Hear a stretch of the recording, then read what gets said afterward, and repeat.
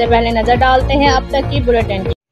Novel social worker ملک جاوید اقبال اعوان نے کہا ہے کہ اسلام کی سنہری تعلیمات پر مکمل عمل پیرا کاری فلاح دارین حاصل کر سکتے ہیں۔ اسلامی تعلیمات کی روح سے مخلوق خدا کی خدمت خوشنودی خداوندی کا سبب بنتی ہے۔ ان خیالات کا اظہار انہوں نے پیپلز ویلفیئر سوسائٹی گنجال کے زیر اہتمام معذور افراد میں سرٹیفکیٹس تقسیم کرنے کی تقریب سے خطاب کرتے ہوئے کیا۔ انہوں نے کہا کہ معذور افراد کو اپنے معاشرے کا کارآمد حصہ بنانے کے لیے ہم سب کو اپنا بھرپور کردار ادا کرنا چاہیے۔